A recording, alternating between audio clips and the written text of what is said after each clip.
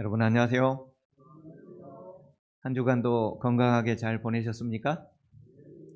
안식일의 주의 전을 찾아오신 여러분 모두를 다시 한번 진심으로 환영합니다. 오늘은 하나님의 갈대의 상자라는 제목으로 출애굽기 2장 1절부터 10절에 있는 내용의 본문으로 여러분들과 함께 하도록 하겠습니다. 오늘 본문은 레위 가족 중 한 사람이 가서 레위 여자에게 장가들어 그 여자가 임신하여 아들을 낳았다고 기록합니다. 한 사람이 한 여성에게 장가를 들어서 아들을 낳았다고 기록하고 있습니다.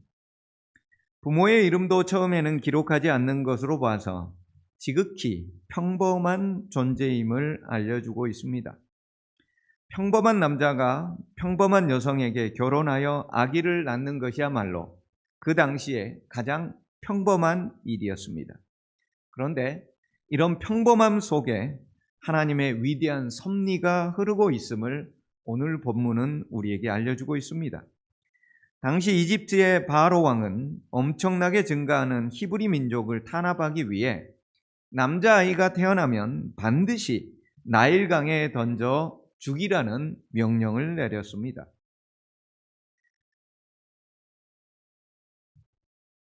그런데 모세의 어머니는 모세가 태어났을 때 바로 왕의 명령을 거절하기로 결심합니다.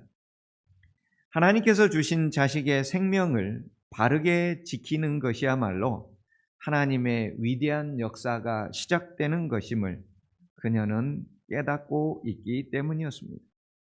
하나님께서 우리에게 믿고 맡기신 그 자녀를 바르게 키우는 것이 우리 일생에 얼마나 중요한 일인지를 오늘 본문이 알려주고 있습니다. 그런데 남자아이를 키우는데 3개월이 지나자 더 이상 숨겨서 키울 수 없는 지경이 되었습니다. 당시 히브리 민족 고갈 정책을 사용했던 바로 왕이 먹을 것을 노예들에게 제대로 공급해 줄 리가 없었습니다. 먹을 것을 제대로 먹지 못한 히브리 노예가 젖이 제대로 나올 수가 없었습니다. 잘생겼다는 말 가운데는 건장한 아이라는 말이 포함되어 있기 때문에 건강한 아이가 부족한 젖을 빨기는 빨지만 얼마 되지 아니하여 곧 배가 고파 버렸던 것입니다. 그리고 울던 그 아이의 목소리는 어찌나 우렁차든지 더 이상 집안에 숨겨서 키울 수가 없게 되었습니다. 만약 계속해서 이런 울음소리가 밖으로 나가게 된다면 아이의 목숨뿐만 아니라 가족들의 모든 목숨이 죽을 목숨이 되기 때문이었습니다. 그러자 부모는 안에다 역청으로 방수 물질을 잘 바른 갈대 상자를 만들었습니다. 자식을 살리려는 부모의 심정이 어떠했겠습니까? 죽음의 운명에 놓여 있는 자식을 위해 부모가 할 수 있었던 최선의 방법은 갈대로 상자를 만들어 역청을 바르고 나일강에 던져 넣는 것 뿐이었으니 말입니다. 여기서 갈대는 나일강에서 흔히 발견되는 헬라어로 파피루스라는 것을 말합니다.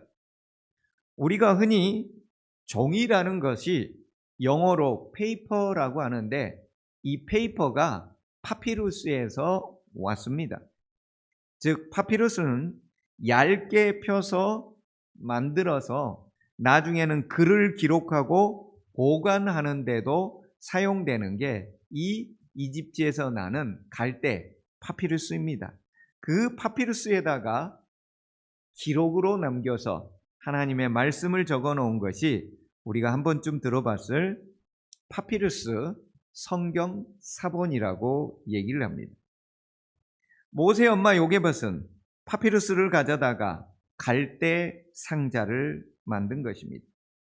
그녀는 눈물로 그 갈대 하나하나를 얼마나 꼼꼼하게 만들었을 것인가 우리는 상상해 볼 수 있습니다. 이 갈대 상자에 물이 들어오면 안 되었기 때문에 아주 촘촘하게 있고 그 사이사이에는 역청과 나무지를 빼곡하게 칠하여 물이 절대로 들어오지 않도록 만들었습니다. 여러분, 모세의 엄마가 이것을 갈대 하나하나를 엮을 때마다 얼마나 눈물을 흘리며 하나님께 기도했겠습니까? 우린 여기서 사용된 갈대 상자가 히브리어로 테바라고 한다는 얘기를 언젠가 들은 적이 있습니다. 모세가 기록한 창세기, 출애굽기에는 이 테바라는 단어가 딱 두 군데 사용됩니다. 하나는 모세의 갈대 상자이고 하나는 노아의 방주를 테바라고 합니다.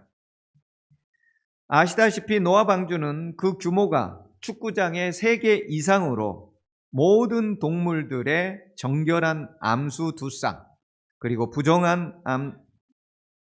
정결한 것은 7쌍, 부정한 것은 2쌍의 짐승들이 들어가는 어마어마한 규모였습니다. 반면에 갈대 상자는 아주 작은 3개월 된 영아가 들어갈 수 있을 만한 규모였습니다. 즉, 규모로 봐서 방주와 갈대 상자는 비교할 수가 없는 것이었습니다. 노아의 방주는 건물의 5층 높이에 2만 톤 이상이 들어갈 수 있는 어마어마한 규모였고, 갈대 상자는 겨우 3개월 된 영아가 들어갈 정도의 크기였으니 말입니다. 재료도 서로 비교가 되지 않습니다. 노아의 방주는 고페르 나무라는 당시 가장 튼튼한 나무로 만들어졌고, 갈대 상자는 말 그대로 파피루스, 연약한 갈대로 만들어졌습니다. 재료나 크기의 문제가 아니라고 했습니다. 이 테바의 공통점은 바로 동력이나 방향키가 없다는 것에 있습니다. 방주나 갈대 상자는 이 테바라고 하는 것은 자체의 동력과 방향키가 전혀 없습니다.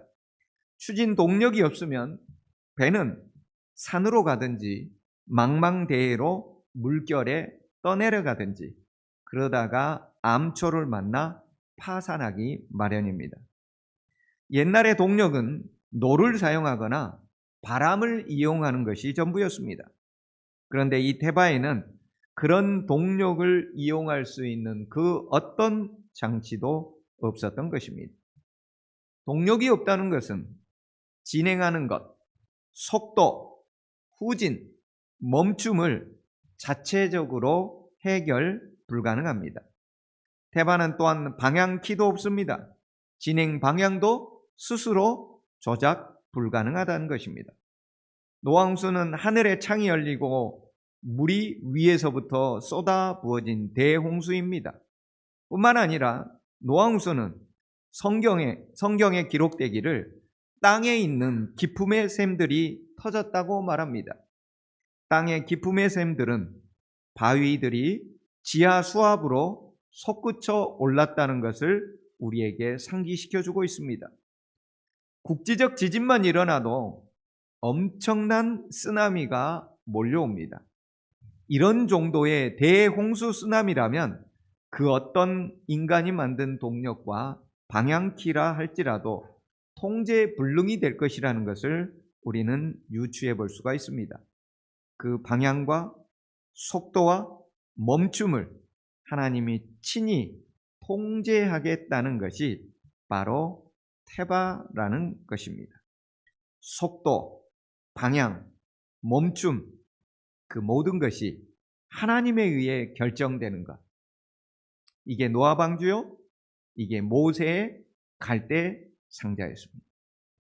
바로 그때에만 인생을 침몰시킬 수 있는 홍수로부터 생명을 얻는 구원이 가능하게 된 것입니다. 모세가 노아 방주와 자신을 태웠던 갈대 상자를 테바로 기록한 데는 바로 이런 이유가 있었던 것입니다. 모세의 갈대 상자 역시 동력도 방향키도 없었던 것입니다. 그 모든 것의 방향과 속도와 멈춤을 하나님이 친히 통제해 주셔야만 노아의 방주 안에서 노아의 모든 가족들과 동물들이 살 수 있었듯이 모세의 갈대 상자 안에서 모세가 유일하게 살 수 있는 글이었습니다. 연평안이라는 찬양 사역자가 있습니다. 그는 이 모세의 갈대 상자를 노래로 만들었습니다. 제목은 요게벳의 노래라는 것입니다. 우리 보통 젊은 사람들 중에는 이 요게벳의 노래를 많이 들어봤을 것으로 생각이 됩니다. 그 내용은 이렇게 시작이 됩니다.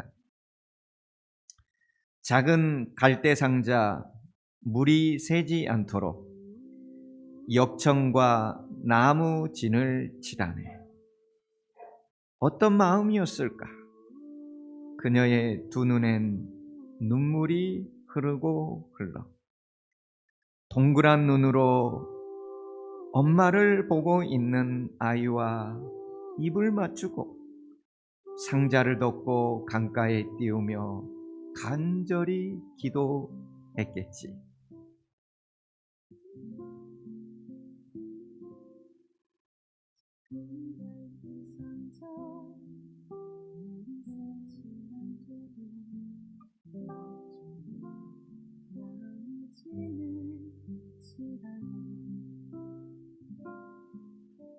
어떤 마음이었을까?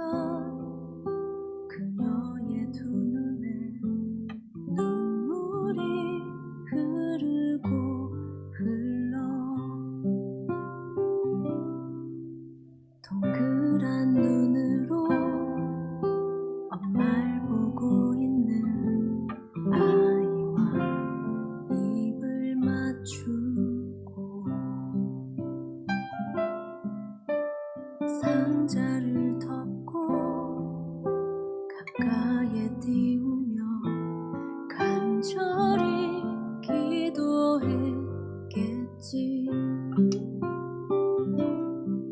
정처 없이 강물에 흔들 흘러내려가는 그 상자를 보며 눈을 감아도 보이는 아이와 눈을 맞추며 주저앉아 눈물을 흘렸겠지.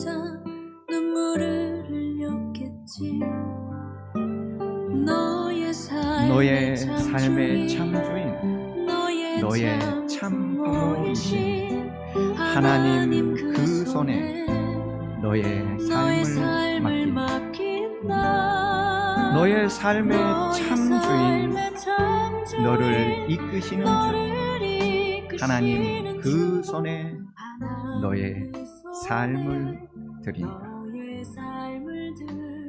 이 노래를 들을 때마다 이 갈대 상자를 엮어서 나일강에 띄울 수밖에 없었던 모세의 어머니 요게벳의 마음이 절절하게 우리의 가슴을 타고 내립니다. 너의 삶의 참 주인, 너의 참 부모이신 하나님, 그 손에 너의 삶을 맡긴다.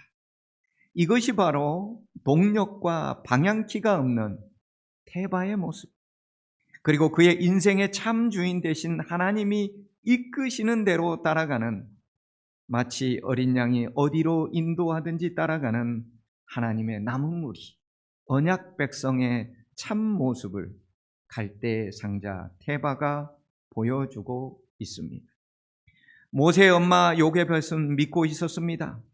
하나님을 동력으로 모시는 한 아들 모세를 반드시 살려낼 수 있다는 것을 엄마 요게벳은 확신했습니다. 하나님을 삶의 방향키로 모시는 한 아들의 생명을 살려낼 수 있다는 것을, 그 상자가 비록 갈대로 엮은 보잘것없고 바람에는 쉬 날아갈 것처럼 사람의 눈에는 보일지라도 하나님이 동력이 되고 하나님이 방향키를 잡고 계시는 한 반드시 구원의 방주가 될 수 있다는 사실을 요게벳의 어머니는 굳게 믿었습니다. 이렇게 갈대 상자를 나일강에 띄워놨을 때 바로의 공주가 나일강에 목욕하러 왔다가 모세가 들어있는 갈대 상자를 발견합니다. 출애굽기 2장 5, 6절은 바로의 딸이 목욕하러 나일강으로 내려오고 시녀들은 나일강가를 거닐 때 그가 갈대 사이에 상자를 보고 시녀를 보내어 가져다가 열고 그 아기를 보니 아기가 우는지라. 그가 그를 불쌍히 여겨 이르되 이는 히브리 사람의 아기로다. 한눈에 보아도 히브리 노예의 아이임을 알 수 있었습니다. 그런데 바로 그 순간 이상하게도 바로의 딸 공주의 마음이 움직이기 시작하는 것입니다. 여러분, 그 당시에 나일강에 버려진 아이들이 한둘이 아닙니다.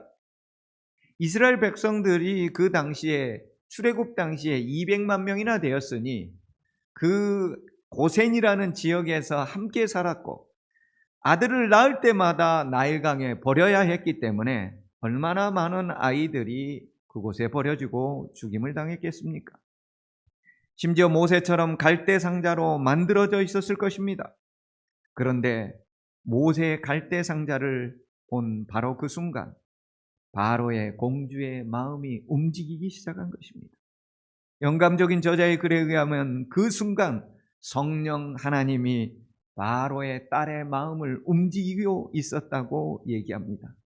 모세의 갈대 상자는 하늘의 천사들이 그 위를 돌고 있었고 그 방향키를 잡고 있었기에 그 갈대 상자가 바로 왕의 딸 공주 앞으로 가도록 인도되었던 것입니다. 여러분, 나일강은 조그만 동네 하천이 아닙니다. 그 폭이 가장 짧은 곳이라 할지라도 1km가 넘습니다. 그 갈대 상자를 띄워놓으면 그 유속에 따라 대부분 가운데로 쏜살같이 흘러서 나일강 하류로 내려가 버리는 것입니다. 근데 그게 떠내려가지도 않고 마침 그날 바로 왕의 딸이 목욕하러, 여러분 궁중에 있는 목욕탕이 더 좋겠습니까? 아니면 나일강이 목욕하기에 더 좋겠습니까? 궁중에는 얼마나 더 좋은 욕실과 용품들이 많은데 굳이 나일강에 목욕하러 오는 그날 이집트의 당대 최대 제국의 공주가 그날 그 시간에 거기에 있는 것, 누구의 섭리인 거예요? 하나님의 섭리인 겁니다. 그 시간을 누가 맞출 수가 있으며 그 타이밍을 누가 잡을 수가 있겠습니까? 어머니의 간절한 기도, 하나님께 인생의 동력과 방향키를 내어드린 간절한 기도가 자식 모세를, 그 생명을 구원해 내고 있었습니다. 바로의 공주가 아기가 든 갈대 상자를 조심히 다루고 있는 그 동안에 동생을 아주 사랑스럽게 안아보는 모습을 멀리서 지켜보고 있던 그 누나가 바로의 딸에게 이르러 내가 가서 당신을 위하여 히브리 여인 중에서 유모를 불러다가 이 아이에게 젖을 먹이게 하리이까? 라고 얘기를 합니다. 여러분, 이 작은 소녀 미리암은 참으로 용기가 남달랐습니다. 그곳에는 공주를 경호하던 경호원들이 즐비했습니다. 그 경호원들을 뚫고서 공주 앞으로 과감하게 나가서 내가 히브리 여인 중에서 유모를 불러다가 이 아이에게 젖을 먹이도록 도와드릴까요? 여러분, 이런 말을 이렇게 와가지고 하는 사람이라면 틀림없이 누구예요? 가족이죠, 가족. 누가 이 아이를 따라다니면서 이 얘기를 해주겠습니까?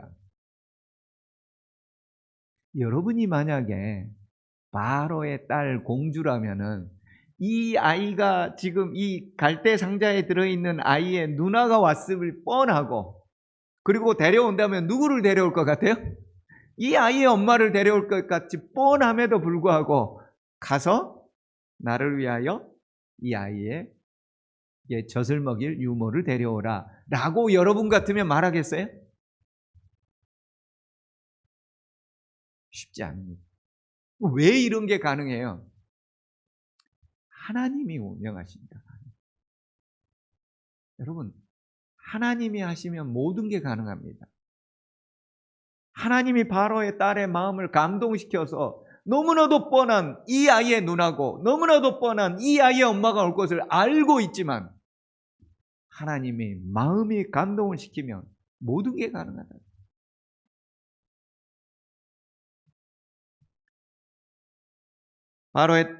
바로의 딸이 이 아이를 데려다가 나를 위하여 젖을 먹이라라고 얘기를 합니다. 물론 이 엄마에게 즉시 가서 이 미리암은 엄마에게 알리게 되고 그녀를 데리고 바로의 딸에게 가서 이렇게 얘기를 한 것이죠. 여러분, 모세의 엄마 요게벳은 이 아이를 데려다가 영감정이 그래 이해할 것 같으면 무려 12살 때까지 자신의 품 안에서 키웁니다. 물론 하루 종일 1년 365일을 본인이 다 데려다가 키운 것은 아닙니다. 때가 되면은 궁중에서 교육을 받아야 될 것이 있었기 때문에. 하지만 어쨌든 충분한 시간이 주어졌을 때 이 요게벳은 자신의 아이를 한 땀 한 땀, 1시간, 1분 1초를 아껴서 아이에게 가르칠 수 있는 모든 것들을 눈물로 기도하며 가르쳤습니다. 그렇게 구원을 받은 모세가 어떻게 살았는지 출애굽기 2장 11절과 12절은 우리에게 이렇게 알려주고 있습니다. 모세가 장성한 후에 한 번은, 이 장성했다는 것은 역사적으로 그의 나이가 40세가 되었을 때입니다. 즉 12살까지는 이 친어머니 밑에서 교육을 받았고 나머지 시간에는 바로의 궁정에서 차기 이집트의 황제가 될 통치자 교육을 받게 됩니다. 그리고 그 통치자 교육이 완전히 마감되고 끝났을 때 장성한 후에 한 번은 자기 형제들에게 나가서 그들이 고되게 노동하는 것을 보더니 어떤 애굽 사람이, 애굽 관리인이죠, 한 히브리 사람, 노예, 자기 동족, 곧 자기 형제를 치는 것을 본지라 좌우를 살펴 사람이 없음을 보고 그 애굽 사람을 쳐 죽여 모래 속에 감추니라. 어릴 때부터 자신의 친모로부터 받았던 신앙 교육으로 인해 히브리 노예가 자기 동족임을 알고 있었던 모세, 그들의 고통을 보러 갔다 고통 가운데 있는 자기 히브리 동족을 채찍질하는 이 애굽의 관리를 본 모세는 자기 분을 참지 못하고 좌우를 살펴 사람 없는 것을 보고 애굽 사람을 쳐 죽여 모래 속에 감추었습니다. 갈대상자 테바를 통해 하나님이 동력이자 방향키가 되셨을 때는 모세의 생명이 구원을 얻었습니다. 그런데 바로의 궁정에서 바로의 교육을 받는 동안 모세는 조금씩 변질되었습니다. 어느새 자신의 인생의 방향키를 하나님이 아닌 자기 스스로가 쥐고 있었음을 오늘 본문이 알려주는 것입니다. 전에는 보이지 않는 하나님을 의식하는 존재였는데 이제는 눈에 보이는 사람을 더 의식하는 존재가 되었습니다. 전에는 자신의 인생 방향을 하나님이 결정했는데 이제는 자기 스스로 인생을 결정하는 존재가 되었습니다. 보이지 않는 하나님을 바라보지 못하고 좌우에 보이는 사람만을 의식하는 수준으로 끌어내려진 것입니다. 그래서 그는 보이지 않는 하나님 대신 보이는 사람을 의식하는 존재가 되었기 때문에 좌우로 살펴 사람이 없음을 보고 그 애굽 사람을 쳐 죽이는 살인자가 되어버렸습니다. 그렇게 자신이 자기 인생의 방향키를 쥐는 순간 그는 사람을 구원하는 사람이 아닌 사람을 해치는 자가 되었고, 이런 모든 것들이 탄로나게 되어 그는 하루아침에 차기 애굽의 황제에서 도망자 신세가 되고 말았습니다. 이 인생의 방향키를 다시금 하나님께로 돌려드리는데 걸리는 시간이 무려 40년, 그의 나이 80세가 되어서야 이제 제자리로 돌아오게 되었을 때 출애굽기 3장 1절에는 이렇게 기록합니다. 모세가 그의 장인 미디안 제사장 이드로의 양떼를 치더니 그 떼를 광야 서쪽으로 인도하여 하나님의 산 호렙에 이르매. 모세가 그의 장인 이드로의 양떼를 치고 있다고 나옵니다. 왜 모세는 자신의 양떼가 아니라 장인의 양떼를 80이 되도록 치고 있었을까? 여러분, 상식적으로 이해가 되지 않는 부분입니다. 제3의 물결의 저자 엘빈 토플로는 제3의 물결이라는 것은 곧 정보화의 시대인데, 정보가 곧 돈과 권력이라고 말합니다. 어느 곳이 개발될 위치인지 수년 전에 정보를 가진 사람은 그곳에 투자하여 막대한 이익을 얻습니다. 어느 곳에 이란의 수뇌부가 숨어 있고 회의하는지 정보를 알고 있는 이스라엘의 정보당국이 미국과 동참해 이란의 최고 지도자들 수십 명을 제거해 버렸습니다. 정보가 권력입니다. 정보가 힘입니다. 무엇에 투자해야 될지, 어떻게 살아야 될지, 모세는 당시 애굽 제국에서 최고의 경영학, 정치학, 통치, 군사, 경제, 문화, 예술, 모든 것들을 공부한 당대의 탁월한 존재입니다. 유대인 역사가 요세푸스에 의할 것 같으면 모세는 실제적인 그 전쟁 능력도 탁월했다라고 기록해 놓을 만큼 모세는 자타가 공인하는 이론과 실전을 겸비한 유능한 자였습니다. 그런 그가 아무리 미디안에 있다고 할지라도 어느 곳에 앞으로 어떻게 개발이 되며 여러 가지 물건들과 그 상업의 동향들이 어떻게 이동할지 눈에 훤히 파악하고 있는데 80이 되도록 자기에게는 새끼양 한 마리가 없다는 것이 도대체 말이 되느냐 이겁니다. 여러분이 어디에다가 땅 사놓으면 앞으로 2년 후에 10배의 수익을 얻는다면 그 땅 안 사고 있겠습니까? 은행에 빚을 내서라도 사고 싶은 마음이 굴뚝 같잖아요. 다음 달에 어떤 주식이 오른다면 모든 통장을 다 해약해서라도 그 주식을 사려고 얼마나 사람들이 노력합니까? 모세는 그런 모든 것들이 가능한 능력자였는데 어찌 된 것인지 자기의 새끼양 한 마리도 가지고 있지 않다는 건 이해할 수 없는 것이라는 거죠. 이스라엘의 차기 지도자가 될 사람이 이렇게 살아도 되는 것입니까? 이렇게 준비성이 없어서야 어떻게 한 나라, 한 민족의 지도자가 될 수 있겠습니까? 그가 장인의 양떼를 치고 있다는 의미는 자신의 양떼가 한 마리도 없는 것이요, 자신의 인생 동력과 방향키를 자신이 가지고 있지 않다는 것을 의미했습니다. 그는 광야에 머무는 동안 자신의 어머니를 통해 배운 갈대 상자의 비결을 처절하게 느끼게 되었습니다. 그리고 그는 자신의 모든 인생의 동력과 방향키를 온전히 하나님께 내어드렸습니다.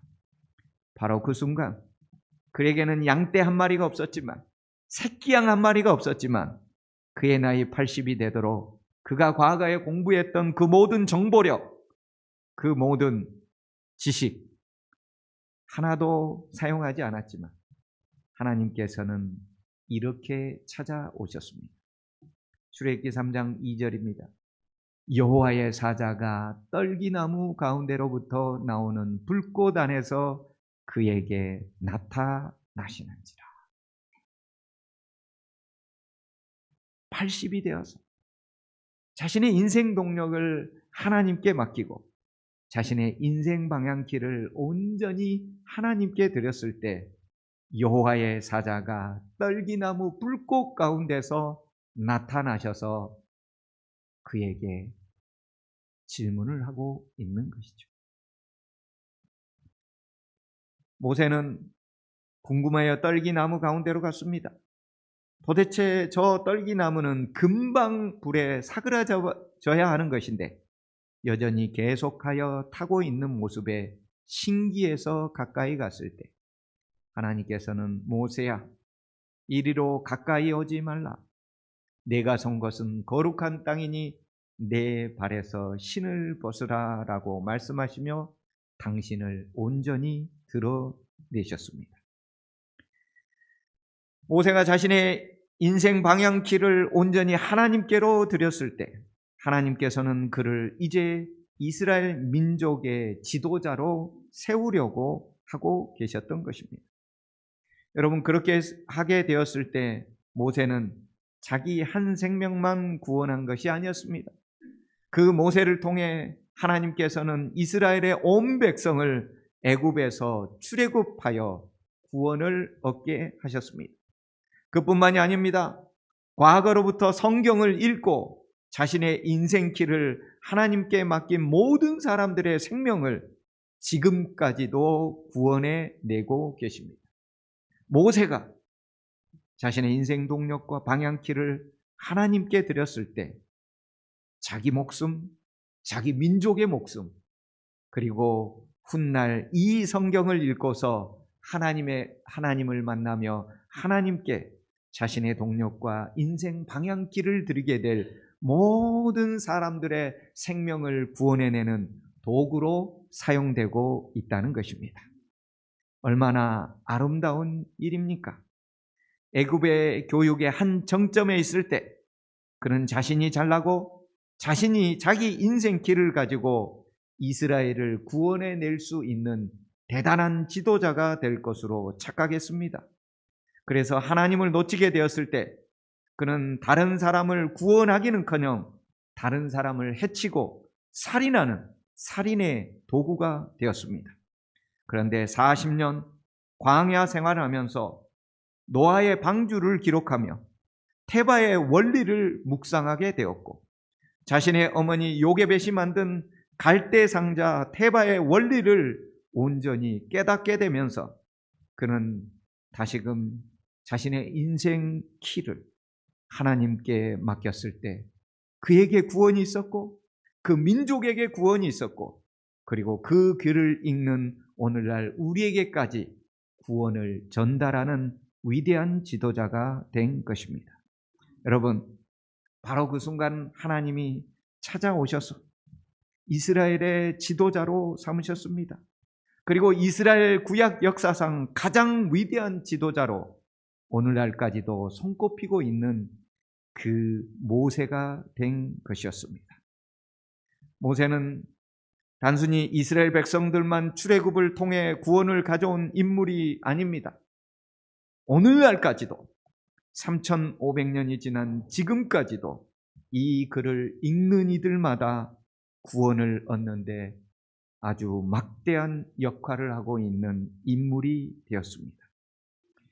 사랑하는 우리 태장가족 여러분, 이 거친 사단의 세파에서 그 어떤 인간의 방향키가 쓸모가 있겠습니까? 나를 죽기까지 사랑하신 그 하나님께 모세처럼 자기 인생의 방향키를 맡겨보지 않겠습니까?